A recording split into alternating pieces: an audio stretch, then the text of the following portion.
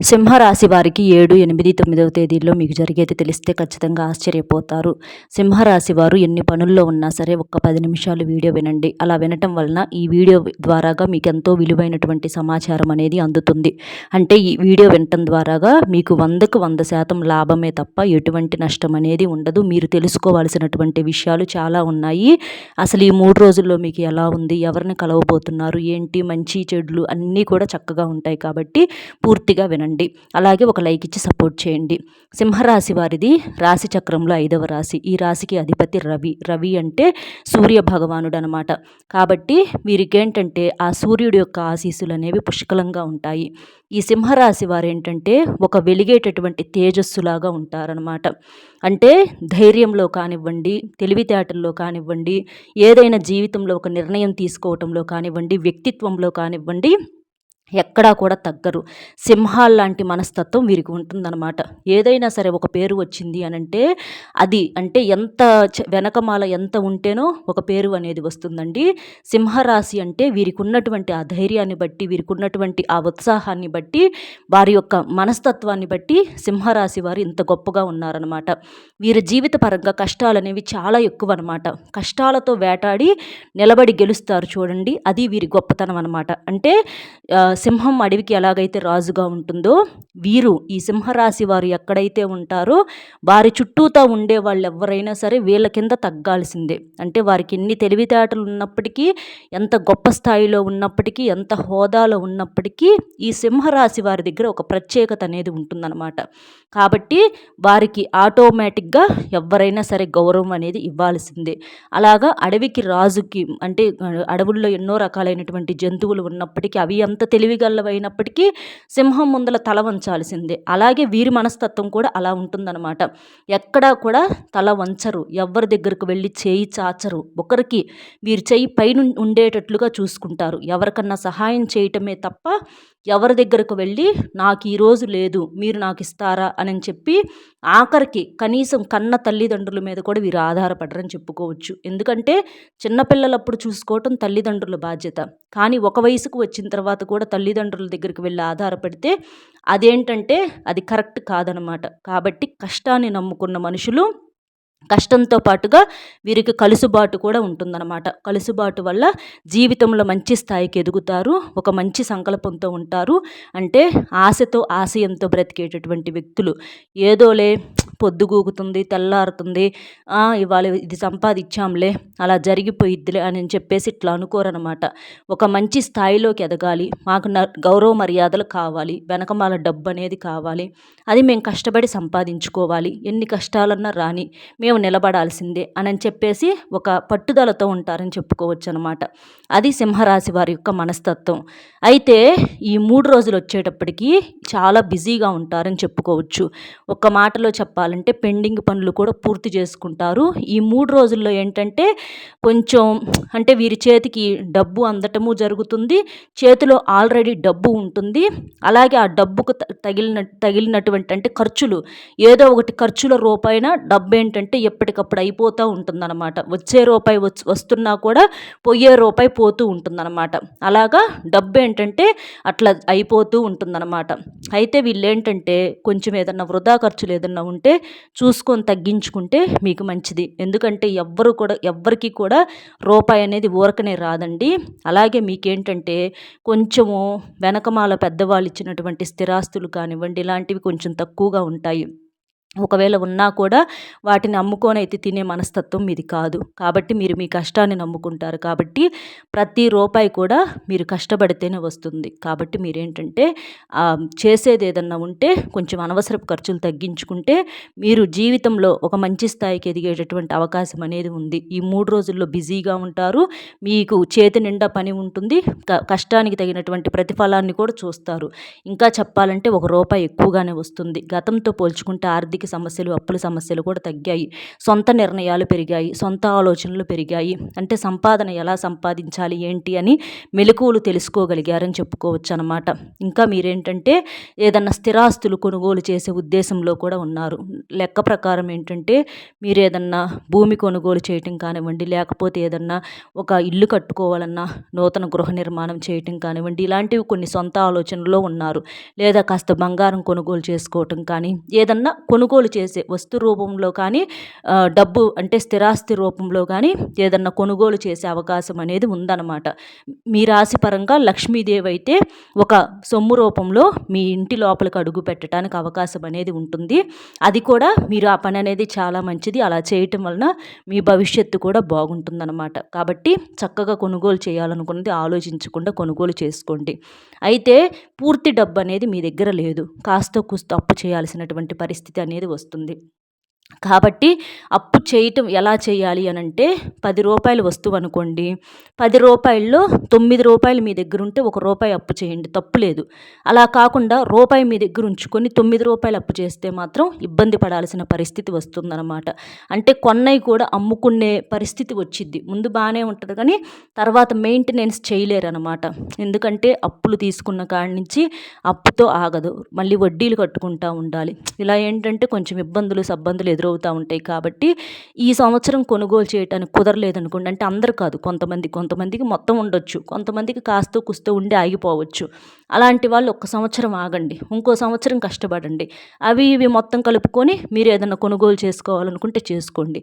అలా చేయటం వలన ఏంటంటే అప్పుల బాధ ఉండదు. జీవితంలో ఏంటంటే అప్పు ఉండకూడదు. ముందు మనిషికి తినటానికి ఉన్నా లేకపోయినా వెనకమాల అప్పు ఉండకూడదు. అప్పు ఉంటే ఏంటంటే అప్పు తిప్పల పాలు చేసిద్ది అనమాట.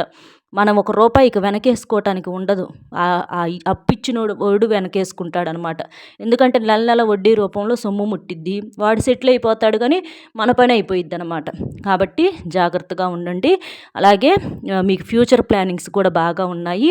మీ ప్లానింగ్స్ అన్నీ కూడా మీకు కలిసి వస్తాయి. పిల్లల రూపంలో మంచి భవిష్యత్తు ఇవ్వటానికి కష్టపడతారు. పిల్లల్ని చూసుకొని సంతోషపడతారు. కుటుంబంతో కాస్త కూస్త ప్రేమగా గడుపుతారు. అంటే సమయం ఉండదు, బిజీగా ఉంటారనమాట. బాగా బిజీగా ఉంటారు. ఉదయం నుంచి సాయంత్రం వరకు బిజీగా ఉంటారు. ఎంతమందినో కలవటము, ఎన్నో ఆలోచనలు, మనశ్శాంతి ఉండదు. ఈ మధ్య కాస్త మీ ఆరోగ్యం కూడా తగ్గుతుంది. కాస్త ఈ మధ్య ధైర్యం కూడా తగ్గుతుంది. ఏంటంటే అసలు అంటే ఒక్కొక్కసారి ఏంటంటే ఒక భయంకరమైనటువంటి వాతావరణం వస్తూ ఉంటుందన్నమాట. మీరేంటంటే కాస్త దైవారాధన ఎక్కువ చేసుకుంటూ ఉండాలి. ఆరోగ్యం కూడా కొంచెం తేడా వచ్చింది మీకు. ఆరోగ్యం మీద దృష్టి ఉంచుకోవాలి. సమయానికి తిండి, సమయానికి నిద్ర మీకు తప్పనిసరి. కాస్తంత ప్రశాంతంగా ధ్యానం చేసుకోవటం, మంచి ఆహారం తీసుకోవటము, కుటుంబ సభ్యులతో ప్రేమగా గడపటము, ఇలాంటివి చేసుకోవాలి. పని ఉంటుందండి. పని ఉన్నప్పటికీ చేసినప్పటికీ కూడా మీరేంటంటే మీ ఆరోగ్యాన్ని కూడా చూసుకుంటా పని చేసుకోవాలి. లేకపోతే వచ్చిన రూపాయి కాస్త కూడా ఏదన్నా అనారోగ్యం వచ్చిందనుకోండి, మొత్తం బయటికి వెళ్ళిపోయిద్ది. ఫ్యామిలీలో అందరూ కూడా ఇబ్బంది పడాల్సిన పరిస్థితి వచ్చిద్ది మీతో పాటుగా. కాబట్టి ముందు ఆరోగ్యం మీద దృష్టి ఉంచుకోండి. అలాగే పనులు కూడా చక్కగా సమయానికి పూర్తి చేసుకోండి. పెండింగ్లు ఉంచుకోవద్దు. ఈ 3 రోజుల్లో అయితే ఖచ్చితంగా ప్రయాణాలు చేసే అవకాశాలు అయితే కనిపిస్తున్నాయి. ప్రయాణాలు కూడా కొంచెం ఒక్కొక్కసారి ఏంటంటే మొండికి పడతాయి అన్నమాట. అంటే వెళ్ళిన పని ఒక్కొక్కసారి అవ్వకపోవచ్చు. మళ్ళీ తర్వాత రోజు వెళ్తే పని పూర్తయిద్ది. ఇబ్బంది అయితే ఏమీ లేదు. మీరేంటంటే వెళ్ళేటప్పుడు కాస్తంత దేవుడి గుడికి వెళ్ళి చక్కగా సోమవారం శివాలయానికి అవ్వచ్చు, లేదా ఇంట్లో లక్ష్మీదేవికి పూజ చేసుకొని కానివ్వండి, నుదుటిన కాస్త సింధూరం పెట్టుకోనో, లేకపోతే కాస్తంత అంటే పసుపులో కొంచెం రోజ్ వాటర్ కానీ గంగాజలం కానీ కలిపేసేసి పేస్ట్ లాగా మీ నుదుటిన పెట్టుకోనో అట్లా వెళ్ళినట్లయితే మీరు వెళ్ళేటటువంటి పని అనేది సక్సెస్ అవుతుందన్నమాట. అలాగే మీరేంటంటే ఒక యాలుక్కాయి, ఒక పువ్వు ఉన్నటువంటి లవంగము, కొంచెం దాల్చిన చెక్క ముక్క, ఈ 3 కలిపి మీ పాకెట్లో అంటే జేబులో కానివ్వండి, పర్సులో కానివ్వండి వేసుకొని వెళ్ళండి. ఏదైనా పనికి వెళ్ళేటప్పుడు సంకల్పం చెప్పుకొని వేసుకొని వెళ్ళండి. అవి వేసుకొని వెళ్తే పని పూర్తయిద్ది. పని పూర్తయి వచ్చేటప్పుడు ఏంటంటే వాటిని ఒకసారి మీ తల చుట్టూ తిప్పేసుకొని 3 సార్లు ఊరి నుంచి దాటి బయటకు వచ్చేటప్పుడు అవి పడేసేసి రండి. అలా చేయటం వలన ఏంటంటే ఏదన్నా చెడు గ్రహాలు మిమ్మల్ని తాకినా మీ మీద పని చేయకుండా ఉంటాయి అన్నమాట. మంచితో పని మంచిగా పూర్తయి మీరు సక్సెస్తో రావటం అనేది జరిగిద్ది. ఎందుకంటే కొన్ని మొండి పనులు మీకు బాగా ఉన్నాయి. కోర్టు కేసులు కూడా కొంచెం కొంచెం ఏంటంటే ఎక్కువగా తిరగటం చేయటం ఇబ్బందులు పడుతున్నారు. డబ్బు రావాల్సిన కాడ ఆగిపోయింది. అలాగే ఎవరికన్నా అడ్డం ఉండి ఇప్పిస్తే అవి కూడా కొన్ని మీ మీద పడ్డాయి. కొన్ని ఏంటంటే మీరు తెలిసి తెలియక చేసుకున్న పనుల వల్ల కొంచెం ఇబ్బంది పడుతున్నారు. కాబట్టి మీరేంటంటే అవన్నీ అంటే వాటి వల్ల కొంచెం మానసికంగా కూడా ప్రెషర్ ఉంది. అవన్నీ సర్దుకుంటాయండి. మీరు ఎక్కువగా భయపడొద్దు, ఆలోచించవద్దు. తెలిసి తెలియక తనంలో ఏంటంటే మనుషులన్న తర్వాత పొరపాట్లు చేయటం సహజమే. కానీ తెలిసి నాకు చేస్తే మాత్రం అది క్షమించరాని తప్పు అవుతుంది. కాబట్టి మీరు ఏదైనా జరిగిందనుకోండి, దేవుడిని చక్కగా దండం పెట్టుకోండి. ఎందుకంటే ఒక్కొక్కసారి మనం ఎంత జాగ్రత్తగా ఉన్నప్పటికీ కూడా కర్మ రూపంలో కొన్ని వెంటపడి వేధిస్తూ ఉంటాయి. శత్రువులు తయారవుతూ ఉంటారు. ఎప్పుడు అంటే ఒక్కొక్కసారి అలా నిందలు వచ్చి పడుతూ ఉంటాయన్నమాట. కాబట్టి మీరేంటంటే అవన్నీ పట్టించుకోకుండా ధైర్యంగా ముందుకు అడుగు వేస్తూ ఉండండి. దైవాన్ని నమ్ముకోండి. ఎందుకంటే తెలిసి చేస్తే తప్పంటారు, తెలియక చేస్తే దాన్ని తప్పని ఎవ్వరూ అనరు. ఒక్కొక్కసారి ఏంటంటే మనకు సమయం అనుకూలించినప్పుడు కొన్ని ఇబ్బందులు వస్తూ ఉంటాయి. శత్రువులు ఆటోమేటిక్గా పెరిగిపోతూ ఉంటారు. అలాగే మీ మీద నరదిష్టి కూడా చాలా ఎక్కువగా ఉంది. కాస్త స్నానం చేసే నీటిలో గోరువెచ్చటి నీటిలో రాళ్ళ ఉప్పు అలాగే ఆవాలు వేసుకొని స్నానం చేయండి. కాస్త నరదిష్టి తగ్గుతుంది. రాళ్ళ ఉప్పుతో దిష్టి తీసేసుకుంటూ ఉండండి. దాన్ని తీసేసి నిప్పుల్లో వేయండి. దిష్టి తీసేసి చిటపట్లాడుతూ ఉంటుంది, నిప్పుల్లో వేసేసేయండి. అలా కూడా దిష్టి తొలగిపోతుంది.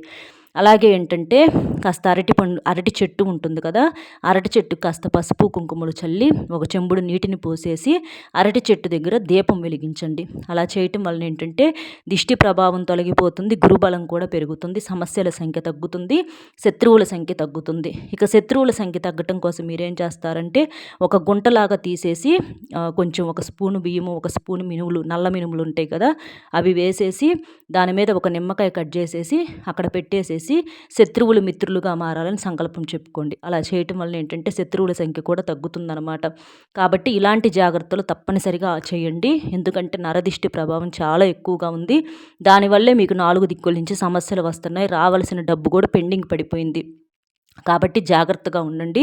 ఇవి చేయటం వలన ఆ దోషాలన్నీ తొలగిపోతాయి. ఇంట్లో శుక్రవారం పూట తప్పనిసరిగా లక్ష్మీదేవికి దీపారాధన చేయండి. అలా చేయటం వలన ఏంటంటే డబ్బు అంటే అందని డబ్బు చేతికి అందటము, 4 దిక్కుల నుంచి ధనం దూసుకురావటానికి అవకాశం అనేది ఉంటుంది. ఇంట్లో ఉన్నటువంటి చెడు అంతా కూడా బయటికి వెళ్ళిపోతుంది. ఆ దీపపు కాంతుల్లో మాడిపోతుంది అనమాట. కాబట్టి దీపారాధన చేసుకోండి. ఇంకా మీరేంటంటే ఈ విద్యార్థులు, సింహరాశి విద్యార్థులు ఎవరైతే ఉన్నారో విద్యార్థులు కూడా మంచిగా పోటీతత్వంతో చదివి జీవితంలో వాళ్ళు అనుకున్నటువంటి స్థాయికి ఎదుగుతారని చెప్పుకోవచ్చు. ఇంకా ఏంటంటే ఈ గవర్నమెంట్ ఉద్యోగాల కోసం ఎదురు చూసేవాళ్ళు, ప్రైవేట్ ఉద్యోగాల కోసం ఎదురు చూసే వాళ్ళకి తప్పకుండా ఉద్యోగ అవకాశాలు వస్తాయండి. మీ టాలెంట్ని ఎదుటివారు గుర్తిస్తారు. మీ దగ్గర కూడా లక్ష్మీ కళ ఉంటుంది. మిమ్మల్ని చూడంగానే ఎవరైనా పనిలోకి రమ్మంటారు. మీరు పని చేసే అంటే కష్టం చేయడానికి ముందుగా ఉంటారు. అంటే కృషి కూడా ఎక్కువగా చేస్తూ ఉంటారనమాట.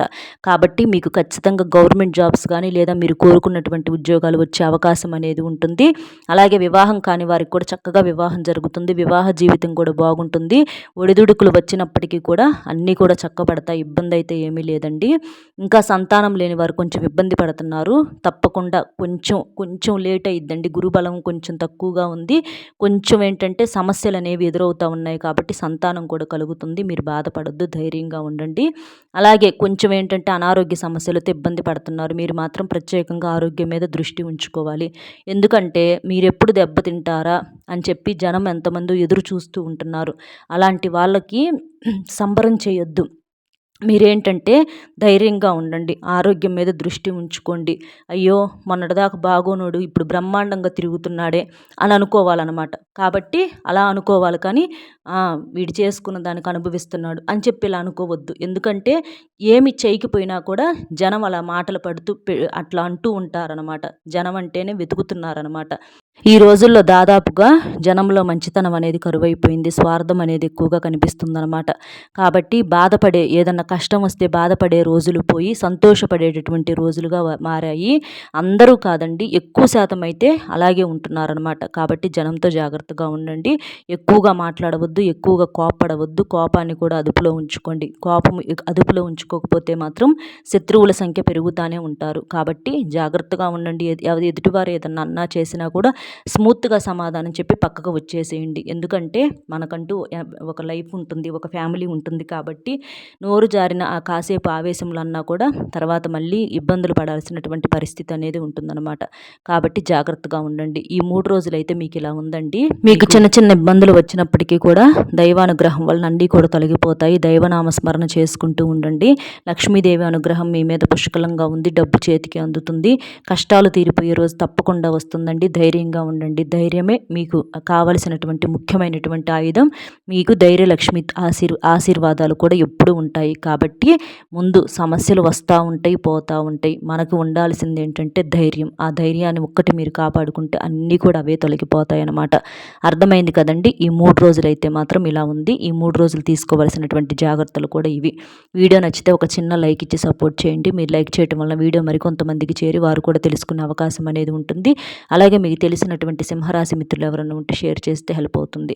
మొట్టమొదటిసారిగా మన ఛానల్ చూస్తుంటే సబ్స్క్రైబ్ చేసుకుని పక్కనే ఉన్న ఆల్ అనే బెల్ని క్లిక్ చేస్తే నేను పెట్టే ప్రతి వీడియో కూడా ముందుగా మీకు నోటిఫికేషన్ రూపంలో చేరుతుంది. కాబట్టి ఒక లైక్ ఇచ్చి సపోర్ట్ చేస్తారని మనస్ఫూర్తిగా కోరుకుంటూ కామెంట్ బాక్స్లో వచ్చేటప్పటికి ఓం శ్రీ ధైర్యలక్ష్మియే నమః అనేటటువంటి కామెంటింగ్ చేయటం వలన మీరు ఎప్పుడు ధైర్యంతో, అంటే ధైర్యలక్ష్మి ఒక్కటి మీ దగ్గర ఉంటే మిగిలిన అష్టలక్ష్ములు కూడా మీ దగ్గరే ఉంటారనమాట. కాబట్టి చక్కగా ధైర్యలక్ష్మి అని ఓం శ్రీ ధైర్యలక్ష్మి నమః అనేటటువంటి కామెంటింగ్ చేయండి. ఒక లైక్ ఇచ్చి సపోర్ట్ చేయండి. మరొక మంచి విశేషంతో మళ్ళీ కలుద్దాం. సర్వేజన సుఖినో భవంతు. నమస్కారం.